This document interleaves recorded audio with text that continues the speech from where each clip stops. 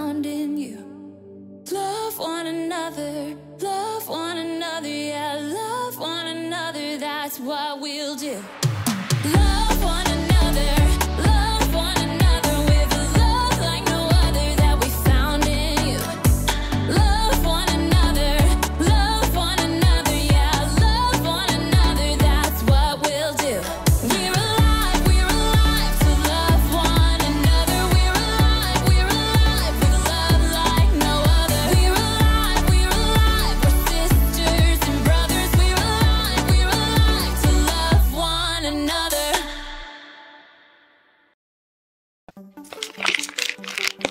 Some nuts, dried fruit, more dried fruit.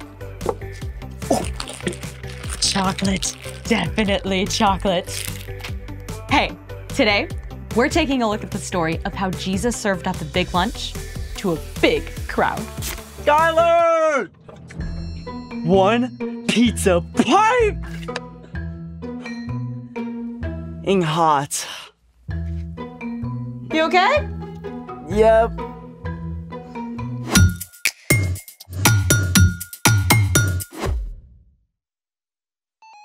Hey guys, I'm Skylar. And I'm Sebastian. This month, we're talking about how following Jesus changes the way we treat others. Right, Sebastian? Still not feeling great? I dropped your lunch. Total klutz move. It's okay. I didn't really want pizza. You're literally wearing a pizza shirt. And that growl came directly from your stomach. Okay, but that's besides the point. I mess up all the time. Mistakes and accidents happen. You're worth so much more than a dropped pizza. I guess. I just want to go back and change the great pizza catastrophe of 24. How about we make our own instead? Make our own pizza with what? The Story Lab always comes through. Oh, and the snack pantry. I just restocked. Yeah, this could work. Let's make it. Okay, we're all set up. I got some string cheese I can use as pizza cheese. I got some tomato sauce. And I even found a can of anchovies. I definitely did not put those in the snack pantry. I want to try them. We're starting the dough for the pizza crust. You'll need 2 cups of water, 5½ cups of all-purpose flour, 4 tablespoons of olive oil, 2 to 3 teaspoons of salt, 1 to 2 teaspoons of sugar, 1 teaspoon of garlic powder, and a pack of dried yeast. Step 1. Activate your yeast. Yeast is a type of microscopic fungus. When it's activated, it pumps up your bread dough to make it soft and fluffy. Oh, so yeast is like microscopic cheerleaders. Okay. Kinda. To activate your yeast, mix the yeast with warm water in a small cup or bowl. Then add some sugar to speed up the activation process.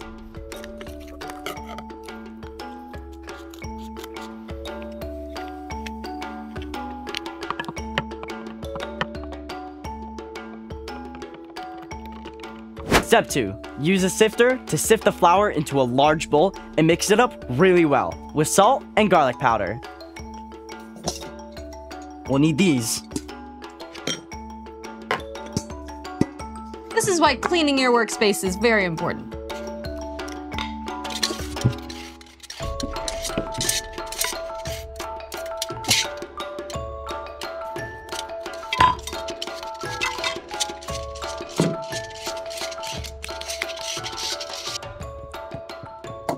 And add salt and garlic powder.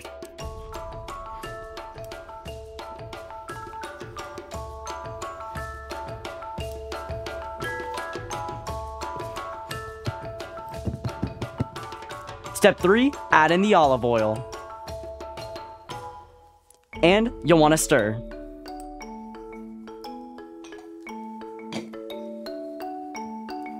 Then, wait 15 minutes for your yeast to finish activating. Whoa, I see little bubbles. That's a sign that our yeast is up and ready. Yay! Go team! Step 4. Gradually add your activated yeast to your dry ingredients and mix it up.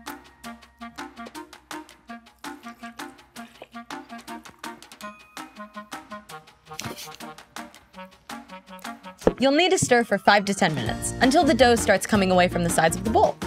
This is a workout. Pizza dough was not made for the weak. I'm gonna use my hands. Okay. This seems a lot more effective. I would recommend using your hands.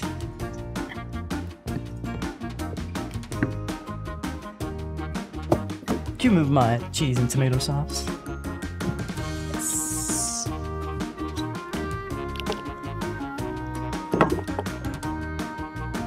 This is a workout.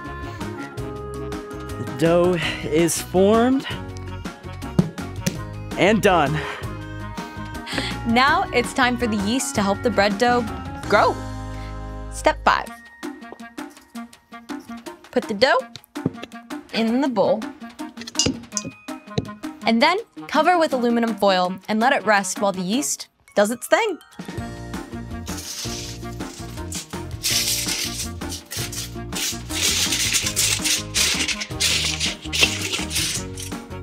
When you add yeast to water and flour to create dough, the yeast eats up the sugars in the flour and gives off a mixture of ethanol and carbon dioxide gas. The team's all here! The gluten in the dough traps the carbon dioxide gas, preventing it from escaping. And the more gas that forms, the more the bread dough expands. Go team! Let's get that bread! Oh, so the yeast makes the dough blow up like a balloon, and that's why it makes bread so fluffy. You got it. Now that the dough is covered, let it sit for 1 to 2 hours. See ya.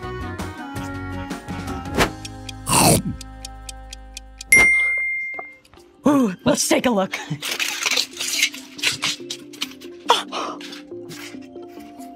It's like double the size. Wow, it's huge. Yep, that's the yeast at work. Now, we just have to roll out the crust, add the toppings, and bake. Awesome. And speaking of all things bread, it's time for... The story before the story. Today we're in the book of John, which tells the story of Jesus. John was one of Jesus' closest friends. He recorded stories from the life of Jesus. John describes several important miracles that point to Jesus being the Son of God, so everyone would believe. Jesus did so many amazing things, and John was always right by his side. Which is where our story starts. Take it away. Hey everyone, I'm Erica. Today's story is a feast for the mind and soul. One day, Jesus and his disciples sailed across the Sea of Galilee. However, a huge crowd of people who had seen him do miracles was hot on his trail. Hey, isn't that the guy who was healing people? It is. Where's he going? I totally want to ask for his autograph. Me too. Let's follow him. Yeah! Jesus went up onto a mountainside and sat with his disciples. But as he looked down, he saw the huge crowd approaching quickly. We want Jesus! We want Jesus! Wow, that's a lot of people. It was high time for a meal, but there were thousands of people and no easy way to find food for all of them. Where can we buy bread for these people to eat? Even if we could buy enough bread for each person to have just a bite, it would take more than half a year's pay. Philip was spot on. The crowds were hungry, and the disciples didn't have the money or food to feed them. The only thing that made sense was to send them away to fend for themselves. But not everyone had come unprepared. One little boy had brought some food. Jesus, this boy here has 5 loaves of barley bread and some small fish that he's willing to share. My mama said sharing is caring. That's great, kid, but how far is this gonna go with that giant crowd? Have the people sit down. If you say so. There were more than 5,000 people present, maybe more than 10,000. Jesus had everyone sit down on the mountainside, and then Jesus took the loaves and gave thanks. Oh, hey, are we getting snacks? Yummers! Jesus began passing out the loaves and fish to the crowd. Somehow, there were always a few more pieces, and then more and more and more, until everyone ate as much as they wanted. Hold up. Didn't we only pass out like 7 things? I'm no mathematician, but... After everyone had finished, Jesus told the disciples to collect the leftovers. They gathered what was left and filled, get this, 12 whole baskets with the remaining bread and fish. 5 loaves plus 2 fish divided by 10,000 times average person size minus hunger quotient. It's a miracle, Andrew. Leave the math to Matthew. The little boy didn't have much, but he chose to give what he did have to Jesus, who used that one small gift to perform a miracle that fed thousands of hungry people. The end. Can you imagine infinitely multiplying snacks? If I was in that crowd, I wonder if I would have shared my food. Well, the kid sure didn't have to share. I mean, he never imagined it could feed everyone, but he chose to step up anyway. So, what's our part in the story?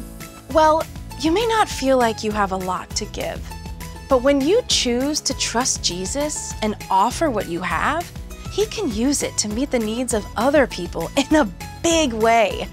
That's what true compassion looks like. Compassion is caring enough to do something about someone else's needs. That can also be the simple stuff, right? For sure! Like, say a friend forgot their lunch. You can share half of your sandwich. It's a great way to show compassion, like Jesus. And it's more than just food. Yeah, exactly. You could share your favorite game, or toy, or book. Or you can share a special skill or talent. Like, if you're great at math, you can help your friend with their homework. And if you're good at art, you could share a silly drawing with your friend who's feeling down. You got it. You can even give your time to meet others' needs, like helping your mom collect canned goods for people who don't have enough food. Or smiling at everyone you meet when you go to visit your great-grandma at the nursing home. Sounds like we gotta get creative. Keep our eyes open. That's right. God made you to show compassion, like Jesus, in your own unique way. See you next time. Bye. So here's the thing. Use what you have to help others. Right now, I would finally like to help you to lunch. Cheers. It's gonna be good. So yummy. How's your half? Anchovies was a mistake. Thanks for joining us in the Story Lab. See you next time. Mm-mm.